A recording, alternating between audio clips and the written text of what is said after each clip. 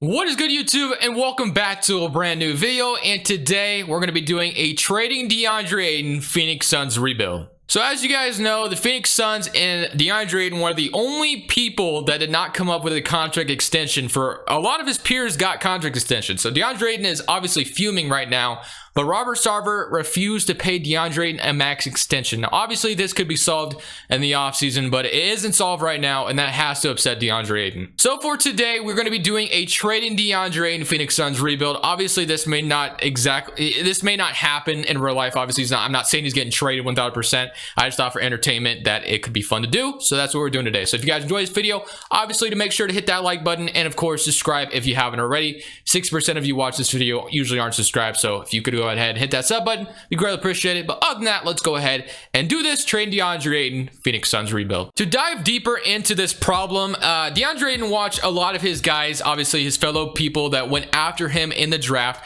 get extensions. Luka Doncic already got one. Besides Marvin Bagley, I think what else? I can't even. Jaren Jackson. I can't remember if that's exactly the same draft class, but you guys get what I'm saying. A lot of the guys that went the same draft, Deandre Ayton, are finally getting their rookie contract extensions, and Deandre Ayton is the only one, and it was a #1 pick. Keep in mind, did not get one from Robert Sarver, which we've seen in the past. Where Robert Sarver is very, very stingy with his money. So I don't know why he refuses to pay Deandre Ayton. I feel like he should just pay him, but it's his decision at the end of the day. So what we got, though, also to talk about is Mikal Bridges got a contract extension, and even Landry Shamet got one before Deandre Ayton did. I like Mikal Bridges. I think Mikal Bridges obviously very well deserved, but the Landry Shamet one is kind of crazy. I do like Landry Shamet. Don't get me wrong, but the fact that Deandre Ayton did not get paid and Landry Shamet did is just kind of wild. So for this first season, obviously Deandre Ayton's gonna be here. That's what it is. He's not going anywhere unless the Suns did trade him during the season, which I don't expect that to happen. So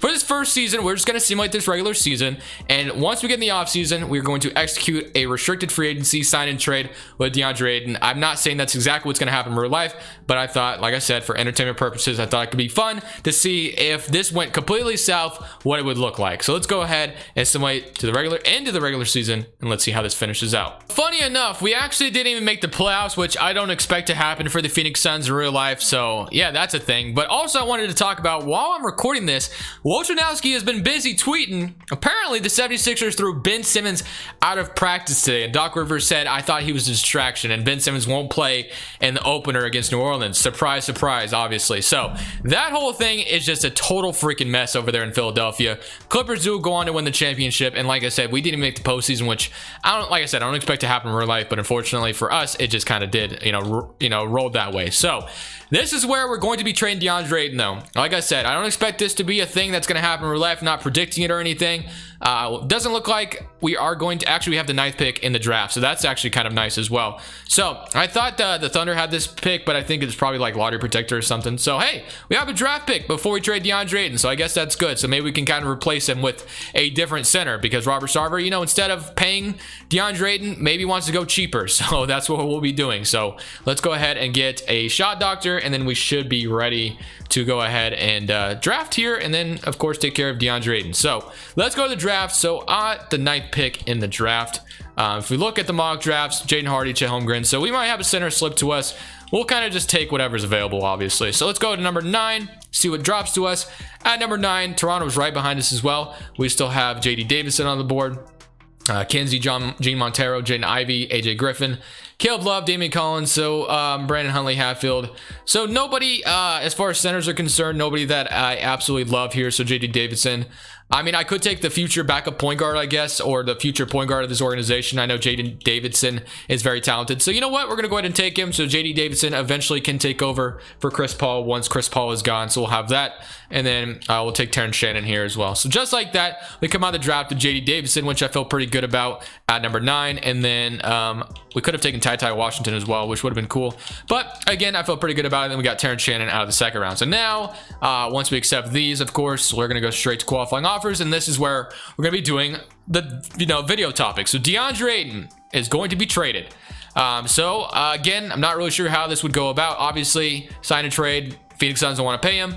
Orlando is a team that wants to pay him, though. So you know what? We might be shipping him off to Orlando. So let's pretend Deandre Ayton and the Phoenix Suns still aren't coming to an agreement. DeAndre Ayton says, get me out of here. So we trade him. And I feel like since Orlando was interested in him, I'm going to try to trade him to the Orlando Magic. So usually in sign and trade scenarios, when you do a sign and trade, you usually don't get as much as you would if you had that player under contract. So Jonathan Isaac would be a decent return, and Terrence Ross, two guys that I think would fit in this rotation seamlessly.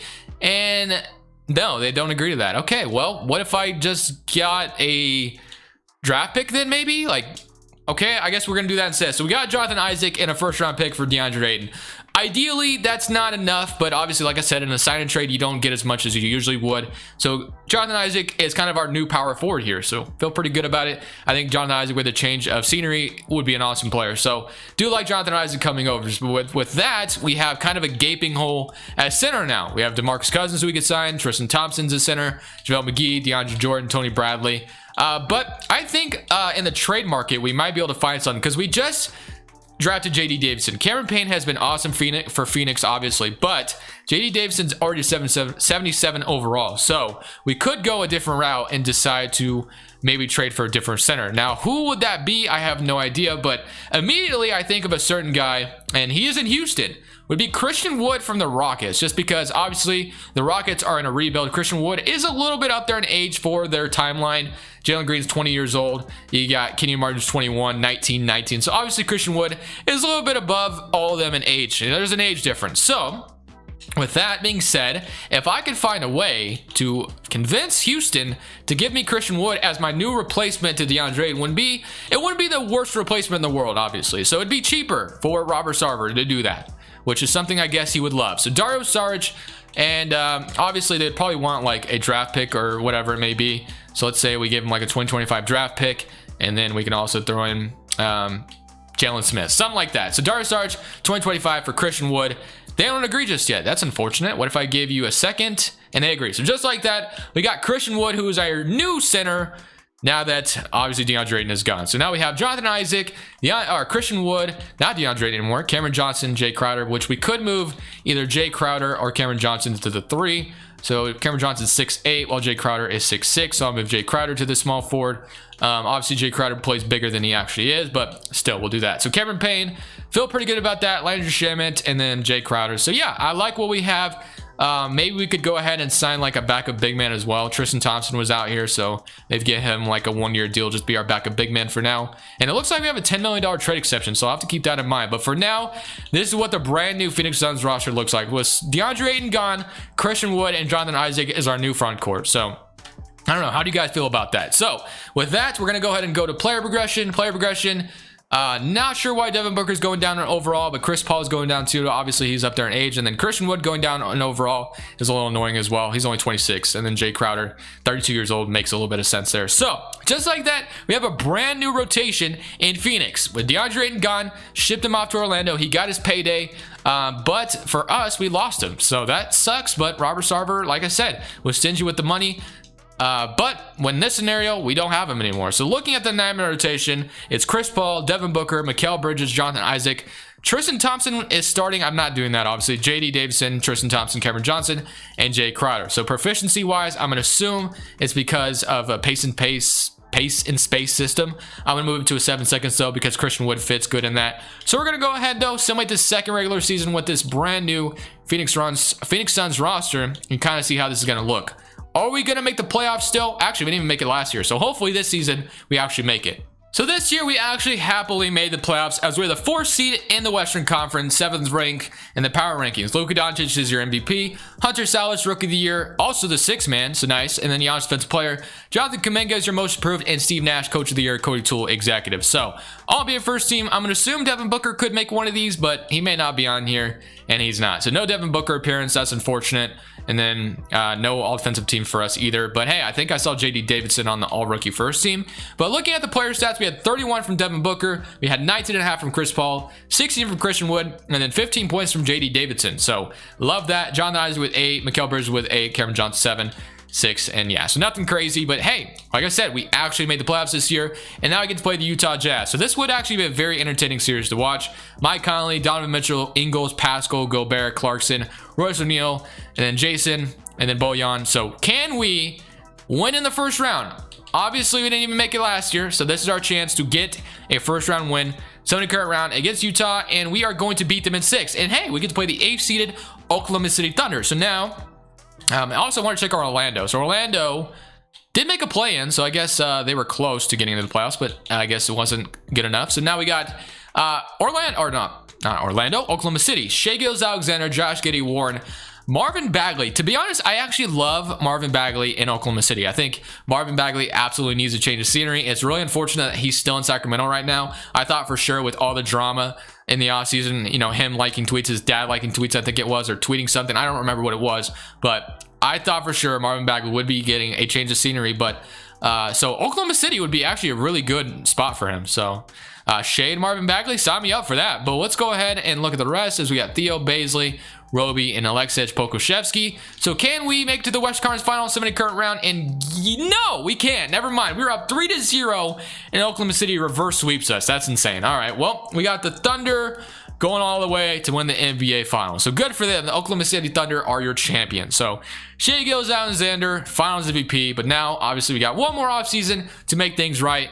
Very unfortunate. We were one game away from the West Conference Finals. Up 3-0, man. Up 3-0. Looking at the player retirements just because I want to make sure Chris Paul doesn't, you know, retire on us. And it doesn't look like he has decided to. I don't see anyway. So, yeah, I mean, I feel like Chris Paul would be all the way up here if he was retired. So, let me make sure. I guess I can look at my roster. And, yeah, he's still here. So, Chris Paul did not retire. Still played at a very high level. So, I want to keep him around, obviously. So, let's go straight to the draft lottery now. I don't think we have a draft pick or anything. But we have the 8th pick for the Chicago. Wow. Okay, so that pick we got out of Deandre Ayton turned into the 8th pick. That's actually awesome, obviously. So, 8th pick. And then I don't think we have ours. Yeah, the Thunder have ours. So I'll take that any day of the week. So we're going to go ahead and probably use a little bit more of our budget to sign someone else for our staff just to make things a little bit better, possibly. If I can find a big man coach anyway. I'm not seeing one. There's one. All right, we'll go with Vince Davis. Welcome to Phoenix. All right, so let's go to the draft now. So with the 8th pick, we could either, obviously, draft here, or we could trade it. So we have Jonathan Isaac, Mikal Bridges, J.D. Davison, Landry Shamet.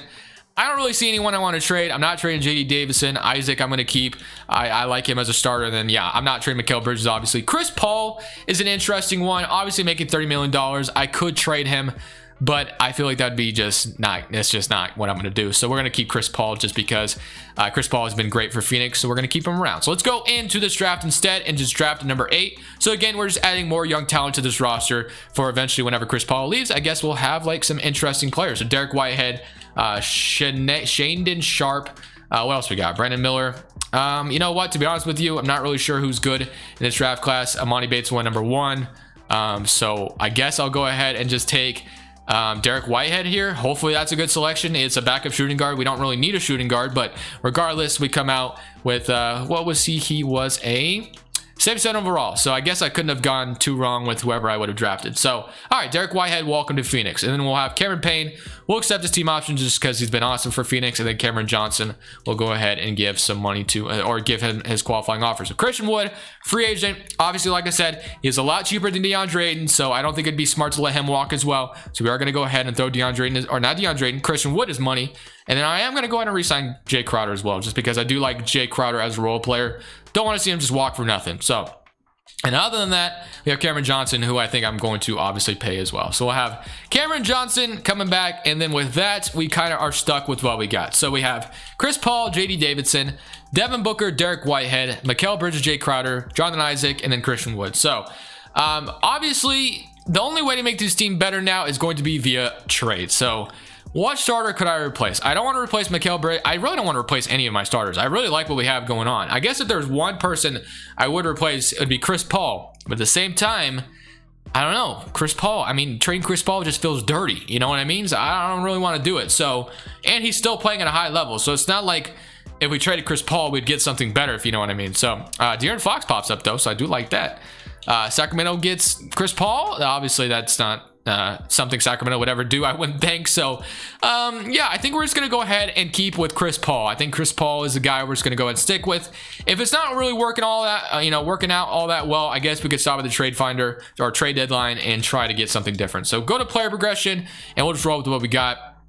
And as play progression, Chris Paul going down, Devin Booker 89, JD Davison all the way up to an 82 overall though, so that should help our bench a little bit. So yeah, I feel pretty good though going into this third season. We were one game away from making it all the way to the conference finals. So if we could just make it to the conference finals, I'll feel pretty good about this rebuild. But this is gonna be the last season regardless. So let's go into this next season with our head held high. Chris Paul. All right, so we have Chris Paul, Booker, same starting five early, JD Davison brand new, 82 overall. So yeah, hopefully guys, we still make this third regular season and things just go our way. We're top seed in the West and we make it to the conference finals, and this time even potentially the NBA finals. I know we're talking about the Phoenix Suns, but I just have to read this. Shams just tweeted this: Doc Rivers asked Ben Simmons to join a defensive drill today. Simmons refused.